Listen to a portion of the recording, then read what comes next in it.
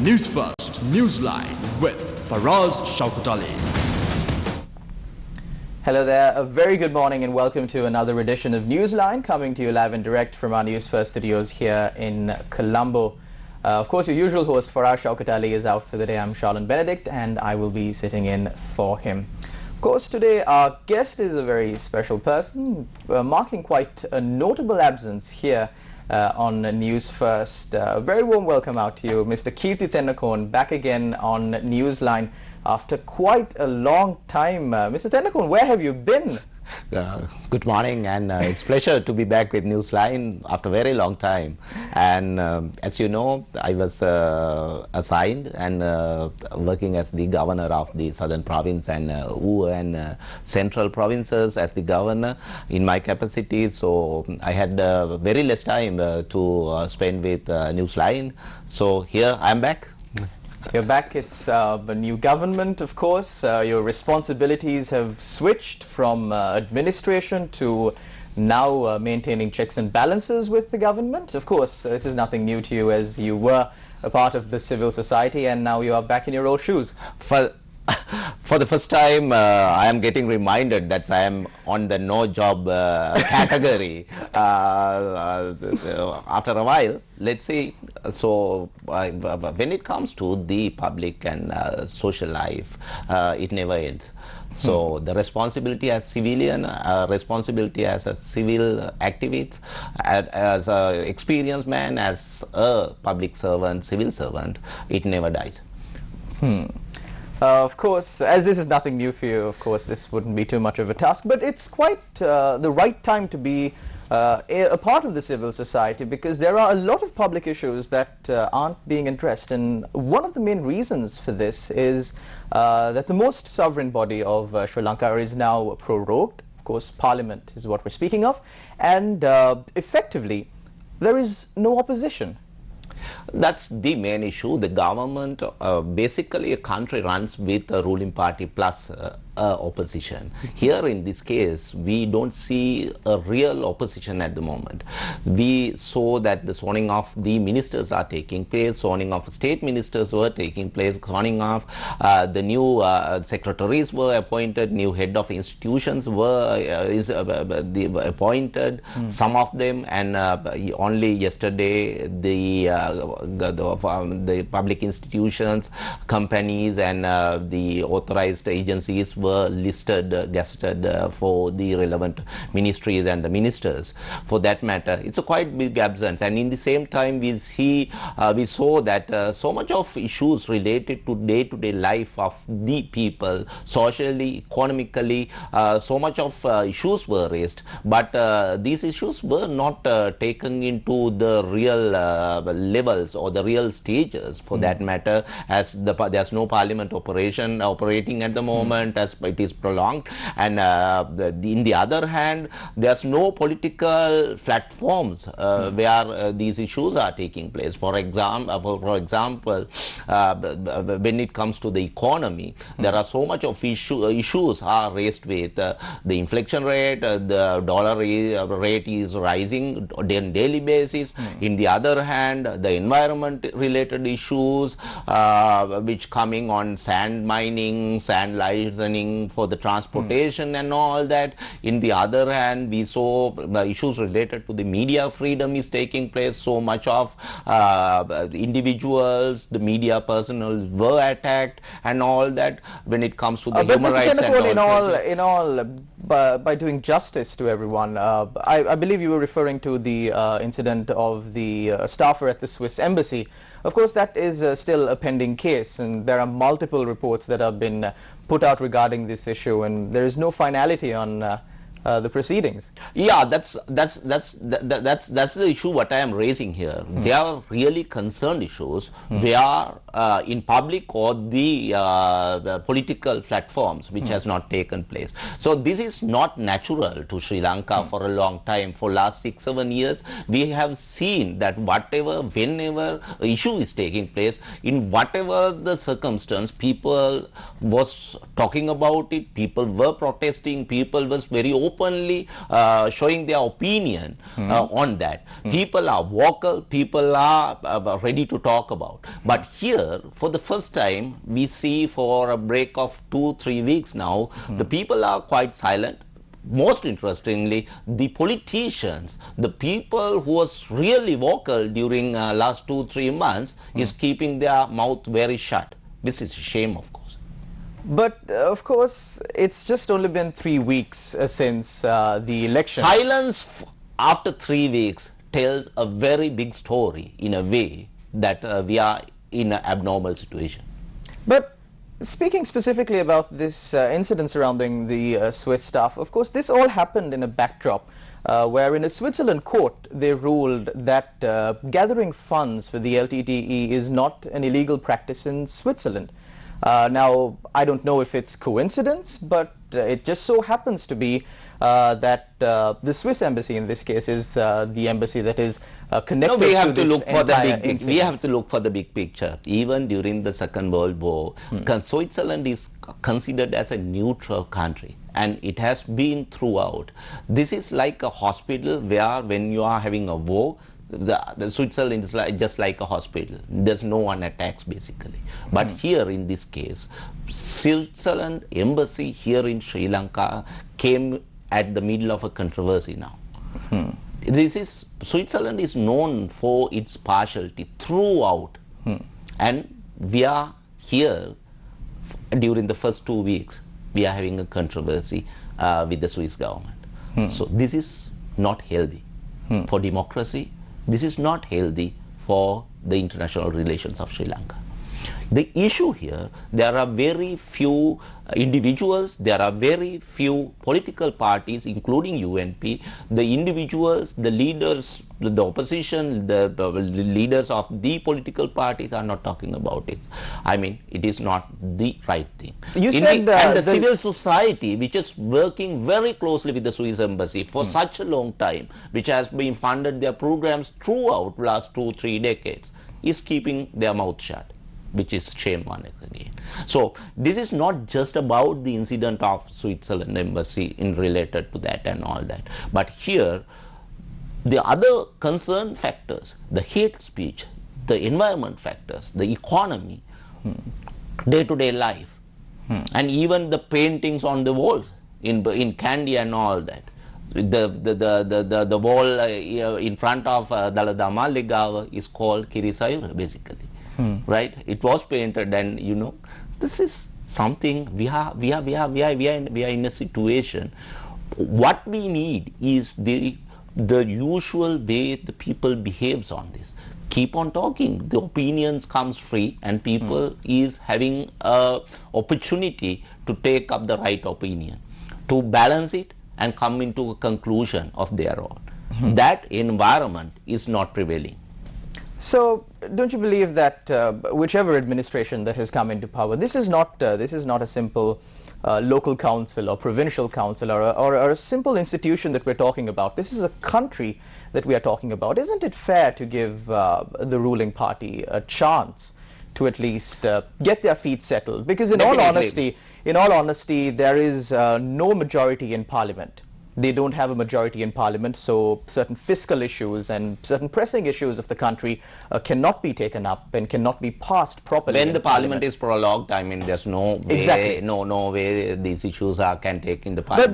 But there are more efficient institutions in the country, setups in the country to take up these issues, which where these issues are not raised properly at the moment. For especially on media. Media is taking less airtime and less paper space for these concerned socio-economical issues as it used to be. Also, speaking about the lack of a proper opposition, there were views expressed that Parliament could be prorogued again on the 3rd of January when it convenes right after the throne speech of the President. Do you think this will happen? Yeah, it could happen for sure, it seems. But here we should understand the broader picture of this. With the 19th Amendment, the President cannot dissolve the Parliament with his executive powers for 4.5 years. So the opposition and the ruling party must work together and come up to a solution in related to this. The grave mistake in 2015, January 8, after the presidential elections, the UNP and the former President Maithripala Sirisena made, they went for 100 days. It is not, of course, 100 days. It was almost 8 months after the elections. And that paved the way that UNP was not able to get 113, which is obvious, the simple majority of the parliament. The government, the present government, Rajapaksa, this government, Gotabaya Rajapaksa and the very senior politicians like Mahinda Rajapaksa, the Prime Minister, and the Basil Rajapaksa, all the operatives knows this reality very much well, and they don't want to face that sort of the environment for sure.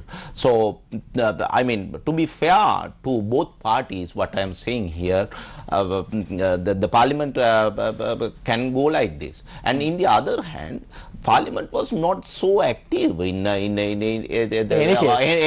case, and we saw that the media and the civil society and there were so much other entities and institutions were taking up more of the public concern issues for such a long time. The issue here, what we need at the moment, the media, the civil society, the individuals, professionals take up these issues to the people and let the people to decide about that. Right. When you say that protests or, people are not taking up these issues, I believe there is two sides to that story, because I can distinctly remember that we on News First aired the issue regarding the sand mining permit, we aired the issue regarding the Swiss staffer, although there is still no finality on the matter, that's right. And we continue to air issues of corruption and so on and so forth. Regarding other media institutions, of course, I can't speak on behalf of them, but as a member of the media fraternity, I can say that certain people have been taking up these issues. Fair enough, but the level of the arguments or the level of coming out of the opinions in related to the Millennium Corporation Challenge and MCC, plus so much of other related issues. For example, bond issue. No one is talking about bond issue. We were talking about it from 2015, the day after it was happened, and we were talking about throughout last 5 years. But where is that particular dialogue has gone now? And as the advisor to the anti-corruption front, we was talking about the corruption related issues which happened in both governments. So Rajapaksa era, and then with the Ranil Wickremesinghe and the previous government, we were continuously talking about it. But what has happened? There's nothing has happened. And in related to the previous government, that's the Ranil Wickremesinghe plus Maithripala Sirisena's government, there was so much of corruption allegation against them. So is the present government is ready to investigate on those issues is the biggest question. And what will happen to the previous cases? And we saw that the CID chief was running out of the country, and which led to the Swiss controversy now. And Nishant has flew to Switzerland, and there are so much of concerns. So where we are heading is a question mark. So this happened with the change of government every time. The things will come into a, some sort of a level position, or some sort of a neutrality with some sort of a period of time, and we can understand where the present government is going, on which way the government is going thereafter. But here we need an opposition for whatever the circumstance, whatever the country, whatever the level of controversies around. For each and every nation, each and every country, we need a verbal, visible opposition. This is where the real issue comes. In after an election defeat, these sort of situations comes to every political party. Right. When it comes to the UNP, I have studied UNP for such a long time and written books on that. I have seen in 1956, UNP had its worst defeat in political history, in the electoral elections history. The 10 days after the election defeat. And that election defeat was they lost their two-thirds majority in Parliament. Two-thirds to only eight seats. Only eight ministers. Eight representatives at the Parliament. Even J.R. Jayawardena lost his seat. J.R. Jayawardena and Jinadasa Niyatabala, two stewards of the UNP at that time, had a rally in Moratuwa 10 days after that political defeat. Only 13 people participated, plus J.R. Jayawardena and Jinadasa Niyatabala, in a rally which gathered more than 100,000 in 1977. J.R. Jayawardena was repeating this story, saying at that time, after 10 days after the defeat of the elections, I only had 13 people, plus J.R. Jayawardena, myself and Jinadasa Niyatabala was there. This is the same story in 1970 when Mrs. Bandaranayake won the elections and J.R. Jayawardena was at Sirikota the next day at 7 o'clock, where even the watcher is not represented. Then the people saw that JR has come to office and start operations down there. So the other people comes around. Right. This is the nature of that. We have seen when 1977 the SLFP lost very badly to J.R. Jayawardena.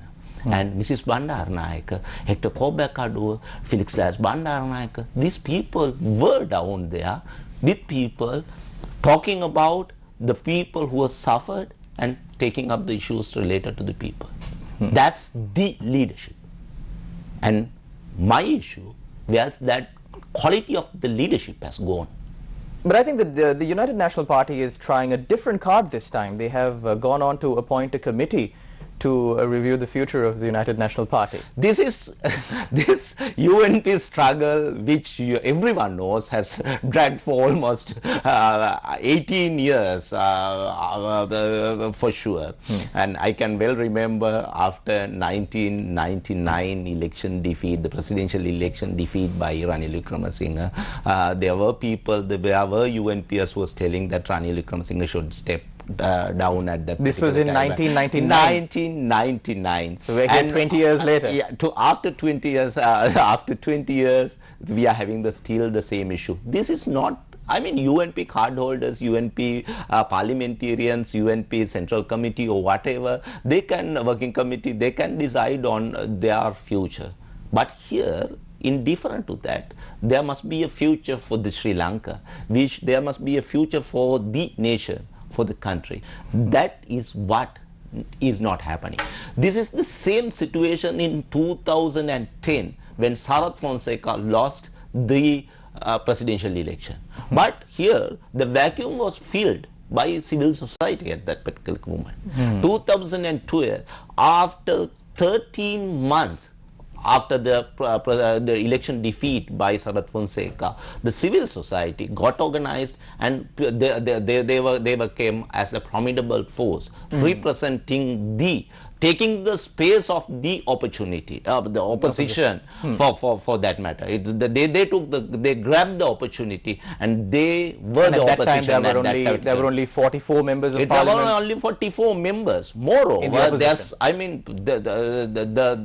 there's so much of suppression with media and all that. We know that particular history for that, for sure. But here, for the first time, after 3 long weeks after the elections, we don't see it. So the leadership qualities with the civil society, with the political parties, I'm not just talking about the UNP here. I'm just not talking about the civil society, which has nowhere at the moment. But here, in general, the role of the civilized democratic nation is not taking place at the moment. So this is where the crisis is. So Mr. Kirti Tendukon, since you have now again joined the civil society, it seems like you have your work cut out for you. Here, I mean, there are so much of opportunities when we are having a transition period. This is a real transition period. And but don't forget the fact that in 2015, at that particular time, Rajapaksa loyalty people, Dude Gamampilla, Vimal Veeravansha, and the other people, Dinesh Gunawardena, for example, within 2 months, they was capable of, they have shown their strength by establishing the Mahinda Sulanga and having the main rally at Nogegoda. Right? So that is the caliber of a leader, that is the caliber of the true leaders who can show their case in a strong way. And is that happening with the UNP and the other opposition parties? Even with the JVP, the same story follows. Right? Is that caliber of leadership is now shown with the UNP and the JVP and the TNA for that matter. Where is the Muslim parties? Where are the upcountry Tamil political parties? Are they talking about these burning issues? Are they ready to take up these issues? Are they ready to take up these economical challenges? Are they ready to talk about MCC? Are they ready to talk about the environment issues? At least the sand mining and the other related issues. Speaking to the media yesterday, General Secretary of the International Party, Akhila Viraj Karyavasab, said that as an initial step, they have given the position of opposition leader to a young member of the United National Party, referring to Sajid Premadasa. Is that yes, that has to be officially recognized at the Parliament until that operational part will not come into act. But it does not prevent him, Sajid Premadasa, and his team going into the people, talking to the people, addressing the issues in general is stopped or prevented in that matter. Leaders are born; they cannot manufactured. Also, speaking a bit about the statement made by the General Secretary of the United National Party yesterday, he said that they will be led at the next general election under the leadership of Ranil Wickremesinghe. Yeah, quite interestingly, yeah, that might be the case. And I got to know that today morning the two rivals the lines were has to get together, and they are ready today morning to discuss this issue, the leadership crisis with the UNP, and they will come into a conclusion. Yes, they are having all the rights to do that, announcing the Ranil Wickremesinghe, leader Ranil Wickremesinghe's position down there. In the same time, yesterday, the UNP, some of the UNPers, parliamentarians met with Sajid Premadasa at his residence, and they have taken up an issue. They have raised this. They had a discussion on this. What more than 20 parliamentarians of the UNP group is saying, if the leadership is not given to Sajid Premadasa, they will not contest. They will not contest the upcoming parliamentary elections, which is quite interesting. So, what will happen in that sort of an environment? But do you think this will materialize? Because there have been politicians who said they said in the past that even if my dog goes to the other party, I will never go. That's right. And That's right. We have seen these sort of, you know, threatening or demanding statements being made and all that. So there's nothing is impossible, nothing is quite outrolled off the table. And you know, the why this situation comes into act is the very basic question here. For last 20 years, we have seen these sort of, you know, struggles coming up and down and manipulated and diverted into different ways with the UNP. But the General Secretary said this is an internal issue of the party. No, this is what the General Secretary was telling a long time ago. Even before the presidential election, they were said Ranil Wickremesinghe will be the sole candidate of the presidential election, and that has not happened. But here, the point, if they are not given the positions and the UNP decide, part of the UNP decide not to contest, there are so many other ways which the Pohot tour created 3 long years ago and managed to take the local councils and then the presidential election within the very short period of 3 years. And don't forget the fact, from today onwards, just 80 days for the announcement of the general election. Only 81 days. On the 81st day, the election, the general election will be announced. Number 2, just 5 months, just less than 5 months for the election day, for the parliamentary election. So that's ample space here. And if someone wants to come very strong, they can do it. In the other hand, if they not concerned about people, if they don't think the very basic theory of the democratic country, which is having a very prominent, very verbal, very viable the opposition for that matter, that's up to them. But here, don't forget the fact, this country has voted in a division. While one party is taking something like just over 1 million votes, it does not matter that it has given a whole representation or a whole approval by the people. There must be some people, some representatives representing the people at the parliament. And more of the time, which is very good here, the new faces, whole bunch of new faces, either it's with the UNP, with the Pohot tour, or the other political parties, will come into the parliament. The old generation with the parliament has to go out, and new faces has to be introduced. I think that message was properly given to the leaders of this country, especially at the 2015 election, the presidential election, then shortly afterwards at the 2017 local government election, and the presidential election this year, that if you do not perform, we will not vote you in again.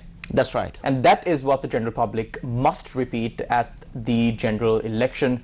Make your choices wisely, because the people you elect into parliament will decide on your future, on the future of your children, and on the future of unborn generations of many Sri Lankans. Thank you very much for tuning in on to Newsline. That's it on today, on Newsline for today. Thank you very much, Mr. Kirti Tennakoon, for joining us here this morning after quite a long time. We hope to see your face here more Definitely often, we will. now that you've been relieved of your duties.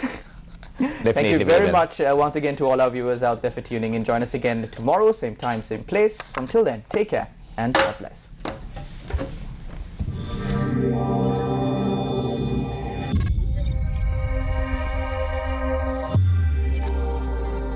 රැස්වීදෙන ජීවිතේ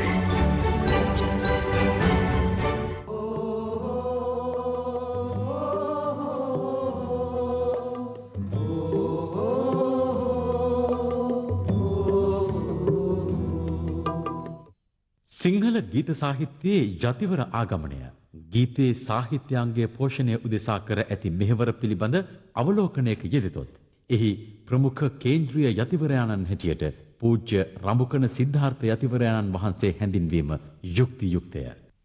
උන්වහන්සේ බෞද්ධ භාෂිතයන් සිංහල ගීතය හරහා සමාජගත කිරීමට දැරූ වෑයමේ ආකෘතිය කොළඹ යුගයේ කාව්‍යාකෘතියේ ආභාසයෙන් ගොඩනැගුණක් බවට විනිශ්චයක් දීමද අසාධාරණ නැත.